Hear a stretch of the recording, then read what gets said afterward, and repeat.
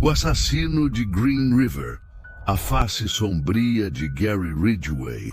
Na escuridão das florestas e margens do estado de Washington, uma sombra pairava, silenciosa e persistente. Nos anos 1980, corpos de mulheres começaram a surgir ao longo do Rio Green, vítimas de um assassino que operava com frieza, precisão e um senso perturbador de controle. Por quase 2 décadas, seus crimes desafiaram as autoridades e assombraram a comunidade. Este é o relato arrepiante da vida e dos crimes de Gary Leon Ridgway, o homem que o mundo conheceu como o assassino de Green River.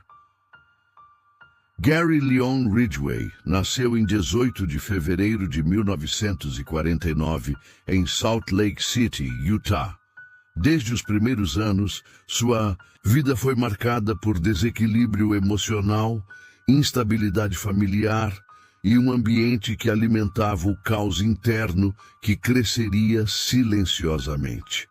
Seu pai, um motorista de ônibus, era um homem amargo, frustrado com sua condição social e profissional.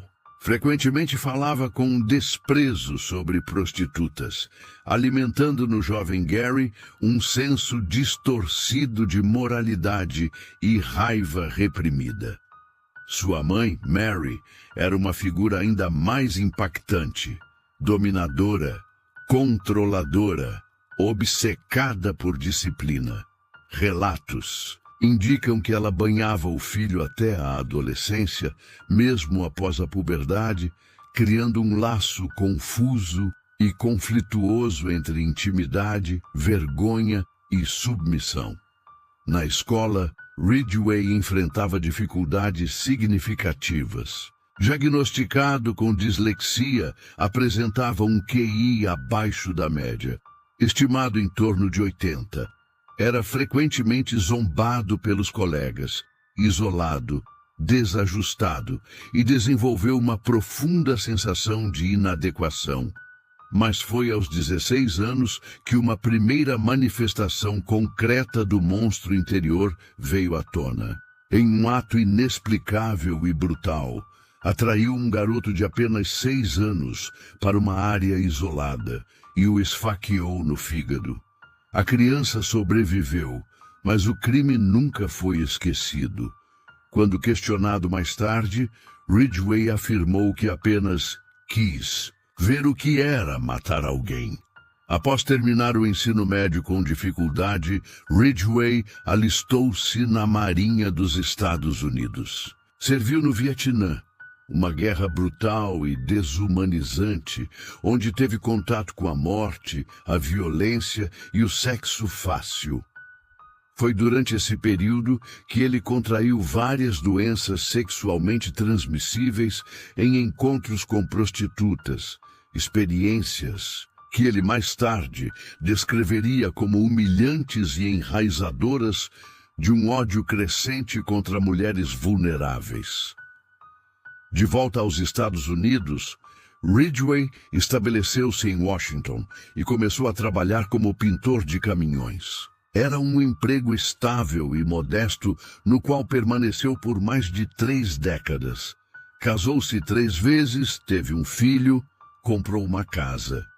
Para os vizinhos e colegas, era o retrato do homem trabalhador, silencioso e comum, reservado, mas educado.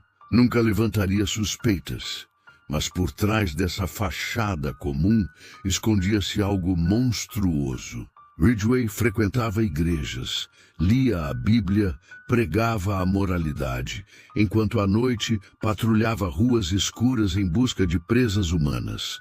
Entre 1982 e 1998, Gary Ridgway iniciou uma sequência de assassinatos que mergulhou Seattle e seus arredores em um estado de pavor constante.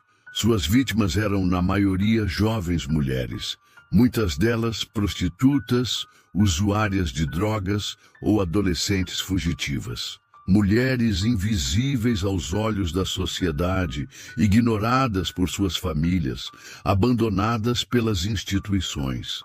Ridgway sabia disso e se aproveitava. Ele as atraía com promessas de dinheiro, caronas ou um local para descansar. Conversava, ganhava confiança. Depois, as levava para áreas remotas, bosques, margens do rio, estradas secundárias. Lá, com mãos fortes e frias, as estrangulava lentamente, muitas vezes utilizando as próprias roupas das vítimas. Era metódico, paciente e eficiente. Em muitos casos, retornava aos locais do crime dias ou até semanas depois. Movido por um desejo necrofílico, abusava dos corpos sem vida, como se quisesse reafirmar seu domínio absoluto sobre elas. Para ele, eram objetos, cifras, títulos em uma contagem mórbida.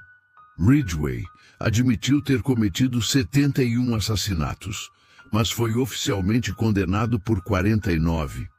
Até hoje, a verdadeira extensão de seus crimes permanece incerta, como as florestas em que escondia seus segredos. Com o aumento dos corpos encontrados nas proximidades do Rio Green, a polícia local formou a Força Tarefa Green River, dedicada exclusivamente a caçar o assassino. No auge da investigação, mais de 60 detetives estavam envolvidos. No entanto, os anos 1980 ainda careciam da tecnologia forense necessária para desvendar crimes com precisão. Evidências biológicas se perdiam com o tempo. O perfil psicológico era rudimentar. Ridgway foi interrogado em 1983. Forneceu DNA, passou por exames, mas escapou. Não havia como conectá-lo, com certeza científica, aos assassinatos. A frustração crescia. As famílias das vítimas clamavam por justiça.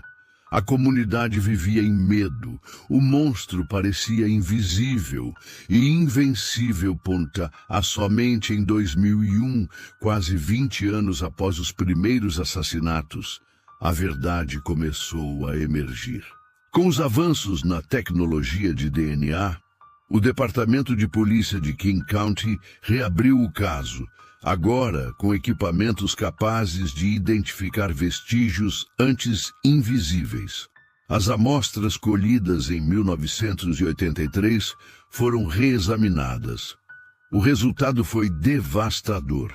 Gary Ridgway foi conectado diretamente a 4 vítimas por DNA. Em novembro de 2001, foi finalmente preso. Sua aparência comum, sua vida aparentemente pacata, tudo desmoronou. O trabalhador silencioso era, de fato, o predador das florestas. Em 2003, para evitar a pena de morte, Ridgway fechou um acordo com a promotoria. Em troca da vida, confessaria seus crimes e colaboraria na localização de corpos. Em longos depoimentos, descreveu com calma perturbadora como matava, onde enterrava, por que escolhia certas vítimas. Detalhes horríveis, frios, meticulosos. Em suas palavras, matar era uma missão. Um impulso que ele aprendeu a esconder, mas nunca a conter. Declarou-se culpado por 48 assassinatos. Em 2011, confessou o 49º. Recebeu 49 sentenças consecutivas de prisão perpétua, sem possibilidade de liberdade condicional. Durante os julgamentos nunca chorou, nunca demonstrou verdadeiro remorso, apenas justificativas vazias. Escolhia vítimas, vulneráveis porque eram fáceis, porque ninguém sentiria falta. Atualmente, Gary Ridgway cumpre sua sentença na penitenciária estadual de Washington, em Walla Walla. envelhece lentamente entre os muros frios e silenciosos de uma cela sem fim. Enquanto isso, seu caso continua a fascinar e assustar criminologistas, psicólogos, cineastas e o público em geral.